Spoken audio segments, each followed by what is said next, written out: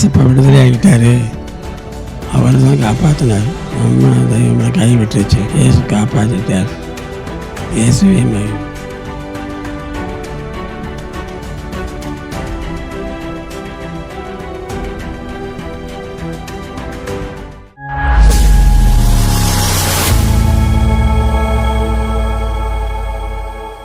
ஆண்டவராகிய இயேசு கிறிஸ்துவின் நாமம் மகிமைப்படட்டும். இந்த வீடியோ பார்க்குற ஒரு இயேசுவின் நாமத்தில் வாழ்த்துகிறேன். இப்பொழுதும் உங்களுக்கு முன்பதாக அமர்ந்திருக்கிறவர் என்னுடைய தாயாருடைய தகப்பன், என்னுடைய தாத்தா.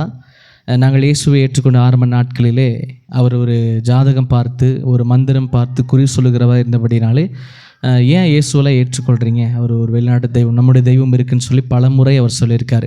ஆனால் இப்பொழுது தேவநாமத்தின் மகிமையால் அவர் இன்றைக்கி ரட்சிக்கப்பட்டு இன்றைக்கி ஆண்டவரை ஒரு மெய்யான தெய்வம் ஏற்றுக்கொண்டு இருக்கிறாரு. அவருடைய சாட்சி தான் இன்றைக்கி உங்கள் மத்தியில் நான் சொல்ல விரும்புகிறேன். சாட்சிகளை நம்ம கேட்போம். ஸ்தோத்திரங்க தாத்தா. ஸ்தோத்திரம். ரொம்ப சந்தோஷம். இயேசுவை நீங்கள் முழுமையை ஏற்றுக்கொண்டு இருக்கிறதுக்காக நான் கர்த்தரை துதிக்கிறேன். உங்களுடைய பேர் என்ன, உங்களுடைய சொந்த ஊர் அது, இப்போ எங்கே வசிக்கிறீங்க? ராஜகோபால். சொந்த ஊர்? சொந்த ஊர் திண்டுக்கல். திண்டுக்கல்ல இப்போ நாங்கள் இருக்கிறது பல்லட பகுதியில். திண்டுக்கல்ல எந்த ஊரில் இருந்தீங்க? பேகம்பூர். இப்போ பல்லடத்தில் வசிச்சுட்ருக்கீங்க. பல்லடத்தில் எத்தனை வருஷமாக இருக்கீங்க? 30 வருஷமாக இருக்கோம். 30 வருஷமாக. சரி, உங்களுடைய தகப்பன் தாய் என்ன தொழில் செஞ்சுட்டு இருந்தாங்க? அவங்கெல்லாம் வந்து வைத்திய தொழில்.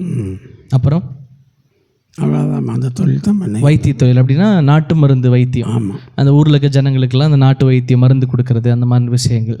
சரி. அப்போ நீங்கள் பல்லடம் வந்ததுக்கப்புறம் உங்களுக்குன்னு ஒரு தொழில் இருந்திருக்கும் இல்லையா? நீங்கள் என்னென்ன தொழில் செஞ்சுட்டு இருந்தீங்க, என்ன பண்ணிகிட்டு இருந்தீங்க பல்லடத்தில்? பல்லடத்தில் வந்து ஜோசியம் சொல்லிக்கிட்டு இருந்தேன். ஓ, ஜோசியம் சொல்லிட்டு இருந்தீங்க. எத்தனை வருஷமா? 30 வருஷமா. 30 வருஷமாக எத்தனை பேருக்கு ஜோசியம் சொல்லியிருப்பீங்க? நான் ஒரு 500 பேர்த்துக்கு சொல்லி. 500 பேர்த்துக்கு மேலே. சரி. ஜோசியம் மட்டும்தானா? ஆமாம், ஜோசியம், பரிகாரம் எல்லாமே பண்ணிக்கிட்டு. பரிகாரம்னா ஒரு ஏதோ ஒரு எதுக்காக பரிகாரம் பண்ணுவீங்க? பரிகாரங்கிறது வந்து கல்யாணம் ஆகலை அப்படின்னா சீக்கிரம் ஆகிற மாதிரி ஏற்பாடு பண்ணி. என்ன பண்ணுவீங்க? அதுக்கு என்ன பரிகாரம் பண்ணுவீங்க? அதுக்கு தான் ஜாமானம்லாம் வாங்கி, அதுக்கான பொருட்கள்லாம் வாங்கி தண்ணியில் கொண்டு போடணும். தண்ணியில் கொண்டு போட்டால் திருமணம் ஆயிரும். அது அந்த நம்பிக்கையில் நீங்கள் பரிகாரம் பண்ணியிருக்கீங்க. 6 மாதத்தில் ஆயிரும். சரி. அது போக வேற எதுக்காகலாம் பரிகாரம் பண்ணியிருக்கீங்க? மேரேஜுக்காக பரிகாரம் பண்ணியிருக்கீங்க, கல்யாணம் ஆகாதவங்களுக்காக. வேற எந்த விஷயத்துக்கெலாம் பரிகாரம் பண்ணியிருக்கீங்க? வேற என்ன விஷயத்துக்கு பண்ணியிருக்கேன்னு கேட்டிங்கன்னா, இடம் வாங்குறது விற்க முடியல அப்படின்னா விற்று கொடுக்கறதுக்கான வழி. சரி. ஒருவேளை ஏதாச்சும் குடும்ப பிரச்சனைகளை விற்று கொடுக்க ரொம்ப இந்த மாதிரி சொல்லுவாங்க, செய்வனம் மந்திர மாயம், அந்த மாதிரி இருக்கவங்களுக்குலாம் நீங்கள் பரிகாரம் சொல்லி தந்திருக்கீங்க, இதிலேருந்து விடுபடுறதுக்கெல்லாம். அப்படி தானே? ஆமாம். சரி. அது போக நீங்கள் என்னென்ன தொழில் பண்ணிகிட்டு இருந்தீங்க?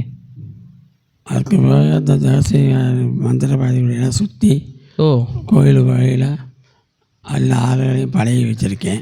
எல்லா மந்திரவாதிகளுக்கு கூட இருக்கிறீங்க? சரி. நான் அந்த வேலைக்கு போக மாட்டேன். நான் வந்து நல்லது செய்யறதோடு சரி. எத்தனையோ மந்திரவாதிகள் இருந்தாலுமே நீங்கள் வந்து இந்த குறிப்பிட்ட அளவோடு நிறுத்திட்டீங்க. ரொம்ப இந்த மந்திரம் சொல்கிறது, செய்வனை வைக்கிறது, அந்த மாதிரி நீங்கள் போகலை. ஆனால் அப்படிப்பட்டவங்களாம் உங்களுக்கு நண்பராக இருந்திருக்காங்களா? இருக்காங்க. இப்போ வரைக்கும் நண்பராக இருக்காங்க. இன்னும் இருக்காங்க. சரி. ஆனால் நீங்கள் கண்ணால் பார்த்துருக்கீங்க அந்த மாதிரி பச்சதெல்லாமே, பண்ணதெல்லாமே உங்களுக்கு தெரியும்? எல்லாமே தெரியும். எப்படி பண்ணணும்னு உங்களுக்கு தெரியுமா? எல்லாம் தெரியும். எல்லாமே தெரியும். எப்படி பண்ணணும், எப்படி அதை எடுக்கணும் முதற்கொண்டு உங்களுக்கு தெரியும்? எடுக்கிறதுக்கு தான் தெரியும், பண்ணுறதுக்கு தெரியாது. அது எடுக்கிறதுக்கு நீங்களே எடுத்துருக்கீங்க. சரி. அப்படிப்பட்ட ஒரு மந்திர இது பண்ணுறதெல்லாம் நீங்கள் பண்ணியிருக்கீங்க. சரி. அப்படியே அதுலேயே நீங்கள் வேறு என்னெல்லாம் பண்ணியிருக்கீங்க? அந்த வித்தைகள்லாம் பண்ணீங்க இல்லையா? அதுலேயும் இன்னும் என்னென்ன பண்ணியிருக்கீங்க? ஏன்னா நிறையா கேள்விப்பட்டு இருக்கிறேன். நிறைய விஷயங்கள் சொல்லுவாங்க, இந்த மந்திரத்தை வச்சு இப்படி பண்ணேன், இந்த மந்திரம் போட்டு அப்படி நடந்துச்சு அப்படின்னு சொல்லி. நீங்கள் எந்த மாதிரிலாம் மந்திரத்தில் வச்சு இந்த காரியங்கள்லாம் பண்ணியிருக்கீங்க? இந்த மாதிரி தான் பல விஷயங்கள் வந்து புக்கு இருக்குது. எது புக்கு? மந்திர புக்கு. அந்த புக்கில் படித்து சரி இன்னது சொல்லி நம்ம அதை செய்யணும். சரி. இந்த மந்திர புக்கை படித்து ஒரு விஷயத்தை மாற்றுறதுக்கு, ஒரு காரியங்கள் பண்ணுறதுக்கு அப்படியே அந்த புக்கும் படியே நீங்கள் பண்ணுவீங்க. அதுக்குன்னு தனியாக புக்கு வெளியில் விற்கிறாங்களா? நீங்கள் விற்கிறாங்க? இன்றைக்கி நேற்று இல்லை. சரி. பரம்பரையாக இருக்குது. உங்கள் பரம்பரை ஃபுல்லாகவே. அப்போ உங்கள் பரம்பரைக்கு முன்னாடிலாம் இந்த மாதிரி தொழில் பண்ணியிருக்காங்களா? தொழில் பண்ணியிருக்காங்க. சரி. எல்லாம் கொண்டு போய் வேணான்ட்டு விட்டுட்டாங்க. உங்கள் தாத்தா பாட்டிலாம்? அதான் சொல்கிறேன். சரி. அவங்களும் இந்த மாதிரி மந்திரங்கள்லாம் பண்ணியிருக்காங்க? அவங்களாம் பண்ணியிருக்காங்க. சரி. சரி, ஓகே. அப்போ இந்த மாதிரி நிறைய விஷயங்கள் பண்ணியிருக்கீங்க. அப்போது லேண்ட் புரோக்கரை பார்க்குறதுலேருந்து லேண்டு விற்க முடியாதவங்களுக்கு விற்று கொடுக்குறது, அது மொத்தம் இந்த மந்திர வித்தைகளை வச்சு நீங்கள் நல்லதும் பண்ணியிருக்கிறீங்க. அந்த மாதிரி நிறைய விஷயங்கள் நடந்திருக்கு. நிறைய பேத்துக்கு உதவி செஞ்சுருக்கீங்க. திருமணமே ஆகாத நிறைய பேத்துக்கு அந்த மந்திர விஷயங்களை வச்சு நீங்கள் திருமணத்துக்காக பரிகாரம்லாம் சொல்லி கொடுத்துருக்கீங்க, அவங்களுக்கு உதவி செஞ்சுருக்கீங்க. அது போக உங்களுக்கு அதுக்காக பணங்கள்லாம் கொடுத்துருப்பாங்க. இப்போ விருப்பப்பட்டு அவங்க கொடுப்பாங்க, கடவுளுக்காக கொடுக்குறது போல் நீங்கள் நன்மை செஞ்சு கொடுத்ததுனால உங்களுக்கு என்ன பண்ணிருப்பாங்க, உங்களுக்கு கண்டிப்பாக கொடுத்துருப்பாங்க. அந்த மாதிரி நிறைய தெய்வங்களுக்கு நீங்கள் வணங்கியிருக்கீங்க, அப்படி தானே? நீங்கள் எத்தனை கோயில் போயிருப்பீங்க, எத்தனை தெய்வங்களை வணங்கியிருப்பீங்க? ஒரு 300 சாமி வணங்கியிருக்கேன். ஓ, எல்லா தெய்வம் சொல்லப்போனால் எல்லா தெய்வங்களுக்கும் நீங்கள் போயிருக்கீங்க, வணங்கியிருக்கேன். சரி சரி சரி. அப்படின்னா நீங்கள் ஒன்று கூட எனக்கு கை கொடுக்கலை, ஒன்று கூட கை கொடுக்கலை. சரி, அதை நான் பின்னாடி உங்களுக்கு கேள்வி கேட்குறேன். சரி, இப்போது நீங்கள் இப்படி இந்த மாதிரி மந்திர வித்தெல்லாம் பண்ணும்போது உங்கள் உடம்பு எப்படி இருந்துச்சு? இந்த மந்திரங்கள்லாம் பண்ணியிருப்பீங்க இல்லையா? இந்த மாதிரி நிறைய மந்திர வித்தை பண்ணினீங்க, ஜோசியம் பார்த்துருக்கீங்க, அப்புறம் முத்து போட்டு பார்த்துருக்கேன்னு சொன்னீங்க. அப்போயெல்லாம் நல்லா தான் இருந்தீங்க. அப்புறம் ஏன் கொஞ்ச நாள் கழிச்சு என்ன ஆச்சு, உடம்புக்கு என்ன ஆச்சு உங்களுக்கு? திடீர்னு சர்க்கரை வந்துருச்சு, சர்க்கரை வியாதி. எந்திரிக்க முடியல, உட்கார முடியல, பயங்கரமாக உடம்பை பாதிச்சிருச்சு. சரி சரி சரி. அப்புறம் பாப்பா மக பாசம்மா, உன்னுடைய தொழிலே வேண்டாம், தூக்கி போட்டு வாங்க, சரி சரி, ஆண்டவர்கிட்ட வந்துடுங்க, உங்களுக்கு எதுக்கு இந்த மேல் அப்படின்னு சொல்லி சத்தம் போட்டாங்க. சரி சரி. அப்புறம் அடையவே காலி பண்ணி ஜாமான் கொண்டு தண்ணியில் போட்டு ஆற்றுல கொண்டு போட்டேன் எல்லாத்தையுமே. சரி, சொன்னாங்க உங்கள் மக என்னன்னு உங்கள்கிட்ட சொன்னாங்க? ஏசாமியை நம்புங்க, இந்த சாபாவம்லாம் போயிடும், நீங்கள் வந்துடுங்க அப்படின்னு சொல்லி. ஏன்னா நானும் பார்த்த வரைக்குமே இந்த மந்திரம் பண்ணவங்க, இந்த மாயம் பண்ணவங்க, இந்த குறி சொன்னவங்க, ஜாதகம் பார்த்தவங்க எல்லாருமே மரண தருவாயில் ரொம்ப ஒரு வியாதியோட கஷ்டப்பட்டு ரொம்ப ரொம்ப மறிக்கும்போது கஷ்டமாக தான் மறிக்கிறாங்க. நான் அந்த மந்திரம் பண்ணவங்களை பார்த்தது வரைக்கும். ஏன்னா அவங்க மரணம் அப்படின்னு வரும்போது அவங்களுக்குள்ள ஒரு அந்த அவ்வளோ நாள் அவங்க செஞ்ச அந்த மந்திர விஷயங்கள் எல்லாமே ஒரு சாபத்தை போல் அவங்கள பின்தொடருது.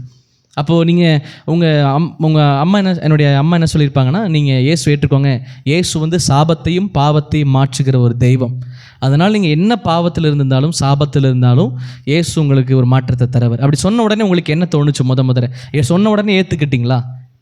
எப்படிங்க? அம்மா உங்கள்கிட்ட சொன்ன உடனே ஏற்றுக்கிட்டீங்களா? இதுக்கு முன்னாடி நீங்கள் ஏசப்பட்ட வாங்க, எனக்கு வாக்குவாதம் வரும். என்னன்னு? நீ மாதிரி சேரணுமா, கிறிஸ்தவ ஏசப்பை ஏற்றுக்கோங்க சொல்லும்போது நீங்கள் என்ன சொல்லியிருக்கிறீங்க? ஏற்றுக்க மாட்டேன், நீ போமா அப்படின்னு சொன்னேன். நான் ஏற்றுக்க மாட்டேன், என் தெய்வம் எனக்கு முக்கியம், நீ போமா, உன் வழியில் நீ போ அப்படின்னு நீங்கள் சொல்லியிருக்கீங்க. வேற என்னெல்லாம் சொல்லியிருக்கீங்க? வேறு ஒன்றும் சொல்லலை. அப்புறமேலுக்கு இதை நீங்கள் போட்டு வாங்க, இதெல்லாம் போட்டால் தான் உங்களுக்கு உடம்பு நல்லா ஆகும், இந்த தேவையில்லை. சரி சரி. அப்படிலாம் நிறையா சொல்லியிருக்கீங்க. 2 பேர்த்துக்குள்ள வாக்குவாதங்கள் நடந்திருக்கு. ஏன்னா அவங்க ஒரு கிறிஸ்தவ இயேசுவை ஏற்றுக்கொண்டிருக்கிறாங்க, நீங்கள் இப்படி இருக்குங்க. அப்படிங்கும்போது கண்டிப்பாக அவங்க ஒரு தகப்பனுங்கிற ஒரு முறையில் இதெல்லாம் விட்டுருங்கப்பா, இதெல்லாம் சாபம். ஏன்னா பைபிளில் அதான் சொல்லியிருக்கு. ஏன்னா இந்த மாதிரி மற்றவர்களுக்கு பண்ணுற எல்லாமே சாபம், பாவகரகம். ஆமாம், இதெல்லாம் நீங்கள் விட்டு விமோசனம் வாங்க, இதெல்லாம் வாங்க, இதை பாவம், இதெல்லாம் தொடர்ந்து செய்ய பின்னாடி உங்களுக்கு பிரச்சனையாக இருக்குன்னு சொல்லியிருப்பாங்க. அதை சொல்லும்போது நீங்கள் ஆரம்பத்தை நீங்கள் ஏற்றுக்கல. ஏன்னா நீங்கள் ஒரு அந்த இடத்துல ஒரு பக்தியாக இருந்திருக்கீங்க. ஏன்னா நான் உங்களை பார்க்கும்போது கழுத்தில் ருத்ராட்ச கொட்டை இருந்திருப்பீங்க, கழுத்து ஃபுல்லாக அப்படி ருத்ராட்ச கொட்டையாக தான் இருக்கும். அப்புறம் பார்த்தீங்கன்னா செயின் பயங்கரமாக போட்டிருப்பீங்க, அப்புறம் நெத்தி ஃபுல்லாக பட்டையாக இருக்கும், குங்குமம், சந்தனம், அது இதுன்னு நிறைய பண்ணியிருப்பீங்க. ஏன்னா நீங்கள் அப்படி தானே இருந்தீங்க. நான் அப்படி தான் உட்காந்து, நீங்கள் ஆஃபீஸ் தனியாக வச்சுருந்தீங்க, அப்படி தானே? நீங்கள் ஆஃபீஸ் வச்சுருக்கும்போது உங்களை பார்த்தாலே அப்படி தான் உட்காந்துட்டு இருப்பீங்க. மற்றவங்க வரும்போது, உங்களுக்கு ஜாதகம் பார்க்க வரும்போது, இல்லை சோழி போட்டு பார்க்க வரும்போது நீங்கள் அப்படியே தான் அமர்ந்திருப்பீங்க. ஆனாலுமே இந்த ஒரு சுகர்னால் ரொம்ப நீங்கள் பாதிக்கப்பட்டு உங்களுக்கு என்ன நடந்துச்சு, எப்படிலாம் நீங்கள் வியாதியில் இருந்தீங்க, இந்த சுகர் வந்த உடனே உங்களுக்குள்ள உடம்புக்குள்ளே என்ன ஆச்சு? ரொம்ப டயர்டாயிடுச்சு. ரொம்ப டயர்டாயிட்டீங்க. எல்லாம் ஆசை இருக்கு, நடக்க முடியல. சரி, தூக்கி தான் விடணும் ஒன்றுக்கெல்லாம். யூரின் போகிறக்கே ஒரு ஆள் தூக்கி தான் விட, பேர் தூக்கி விடணும். சரி சரி. ரொம்ப இதாகிடுச்சு. இப்போ ஒரு அளவுக்கு பரவாயில்ல. சரி சரி. ஆண்டவர் வேலைப்படுத்திட்டார். பரவாயில்ல. அப்போ அந்த வியாதி இருக்கும்போது உங்களை யூரின் போகிறக்கே ஒரு ஆள் தூக்கி தான் கூட்டிகிட்டு போகணும், அப்படி தானே? நடந்து போனால் கூட தூக்கிட்டு தான் போகணும். ரொம்ப கஷ்டமான நிலமையில இருந்தீங்க. அந்த அடிக்கடி ஃபிக்ஸ் எல்லாம் வந்திருக்கு, அடிக்கடி ரொம்ப முடியாமல் ஹாஸ்பிட்டல்லாம் தங்கியிருக்கீங்க. ஐயோ, ஏன் சொல்கிறீங்க? 15 நாள் இங்கே மாற்றி அங்கே மாற்றி கொண்டு போய் தள்ளி சரி சரி சரி சரி சரி. அப்படி இருக்கிற நிலமையில் ஏசப்பா உங்களுக்கு எப்படி சுகம் கொடுத்தாரு? ஏன்னா நீங்கள் இத்தனையே தெய்வத்தை வணங்குனீங்க இல்லையா? உங்களுக்குள்ளே என்னைக்காச்சும் ஒரு எண்ணம் வந்திருக்கா, நம்ம இத்தனை தெய்வத்தை நம்ம வணங்குறோமே, அவங்களுக்காக நம்ம கோயிலுக்கு போயிருக்கிறோம், மந்திரம் சொல்லியிருக்கிறோம், நம்ம ஜாதகம் பார்த்துருக்குறோம், ஏன் அந்த தெய்வம் என்னை கைவிட்டுச்சு அப்படின்னு சொல்லி என்னைக்காச்சும் உங்களுக்குள்ள யோசனை வந்திருக்கா? நான் நம்பிக்கிட்டேன். நீங்கள் சொன்ன மாதிரி கைவிட்டுட்டாருன்னு சொல்லி எல்லாம் நினச்சிட்டேன். ஒரு தெய்வம் நமக்கு வேண்டாம், ஏசப்பா பிடிச்சிக்கலாம். உங்களுக்குள்ள ஒரு எண்ணம் வந்துருச்சு, இத்தனை தெய்வத்தை வணங்கினா எல்லாம் என்னை கைவிட்டுருச்சு, ஆனால் ஏசப்பா வந்து நான் தேடி போகல, அவர் என்ன தேடி வந்தாருன்னு இன்றைக்கி என்ன பண்ணிட்டீங்க? ஏசப்பாவை நம்பிட்டேன், முழுசாக பிடிச்சிக்கிட்டீங்க, முழுசாக இன்றைக்கி நம்பிக்கையோடு ஏற்றுக்கொண்டீங்க ஏசப்பாவை. இன்றைக்கி ஏசப்பா ஏற்றுக்கிட்டதுக்கப்புறம் உங்கள் உடம்புக்குள்ளே என்னெல்லாம் மாறிச்சு? ஏன்னா பைபிள் சொல்லுது ஏசு கிறிஸ்து ஒரு மனுஷனுக்குள்ளே வந்தால் அந்த மனுஷன் புதிய மனுஷனாக மாறுறான்னு பைபிள் சொல்லுது. அப்போ ஏசப்பா உங்களுக்குள்ளே வந்த உடனே உங்களுக்குள்ளே என்னெல்லாம் மாறிச்சு? ஏசப்பா உங்களுக்குள்ளே வந்துட்டாருன்னு உங்களுக்கு இன்றைக்கி நம்பிக்கை வந்துருச்சு இல்லை? உங்களுக்குள்ளே என்னென்ன மாற்றங்கள் வந்திருக்கு? உடம்பு ரீதியாக இல்லை மன ரீதியாக என்ன மாற்றம்லாம் உங்களுக்கு வந்திருக்கு? உடம்பு நல்லாயிருச்சு. உடம்பு நல்லாயிருச்சு, பூரண சுகமாயிட்டீங்க. ஆமாம். சரி, வேற இன்னும் கொஞ்சம் நல்ல தைலமாயிருவேன். குணமாயிட்டீங்க. சரி, உங்கள் மனசுக்குள்ளே என்ன தோணுது இப்போது? அது வரைக்கும் ஏன்னா இயேசுவை ஏற்றுக்கிற வரைக்கும் நமக்குள்ளே ஒரு சந்தோஷம் இருக்கவே இருக்காது. ஏன்னா நாங்கள் இயேசுவை ஏற்றுக்காமல் இருந்தவங்க தான். இயேசுவை ஏற்றுக்கிட்டு மனசுக்குள்ளே ஒரு சந்தோஷத்தை இயேசுப்பா கொடுப்பார். நம்ம பாவத்திலேருந்து விடுதலை ஆகிட்டோம், நம்ம சாபங்கள் இனிமேல் நம்ம வாழ்க்கையில் இல்லை அப்படிங்கிற எண்ணம் நமக்குள்ளே இன்றைக்கி உங்களுக்குள்ளே வந்துருச்சா? ஏசப்பாவுடைய இது திருநாமத்தினால நான் சுகமடைஞ்சிட்டேன்னு நம்பிக்கை, ஞானஸ்தானம் வாங்க போகிறோம் அப்படின்னு ஒரு சந்தோஷம்.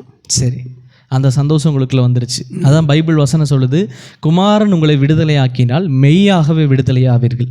அப்போது இயேசு ஒரு மனிதனை விடுதலையாக்கணும்னு நினச்சிட்டாருன்னா அந்த மனிதனை வந்து ஒரு பூரண விடுதலையாக்க அவர் ஆரம்பிச்சிடுவார். நீங்கள் சொன்னீங்க முன்னாடியே, நான் ஜாதகம் பார்த்தேன், முத்து போட்டேன், எத்தனையோ மந்திரவாதிகளுக்கு வந்து நான் வந்து இருந்திருக்கிறேன் அப்படின்னு சொன்னீங்க. அப்படிப்பட்ட வாழ்க்கையை வாழ்ந்து இன்றைக்கி ஏசப்பா உங்களுக்கு ஒரு மாற்றத்தை கொடுத்து பாருங்கள். இயேசுங்கிற ஒரு தெய்வம் நம்ம தேடி போக வேண்டிய அவசியம் இல்லை. நம்மளால் இயேசு அறியாத போது கோயிலுக்குள்ளே தேடி போவோம், இங்கே இருந்து கேரளாவுக்கு போவோம், கேரளாவில் இருக்கவங்க தமிழ்நாடு கோயில் தேடி வருவாங்க. ஆனால் இயேசுங்கிற ஒரு தெய்வம் எந்த ஒரு மனிதன் வீடுகளுக்குள்ளே இருந்து கூப்பிட்டாலும் இயேசு தேடி வரவர்.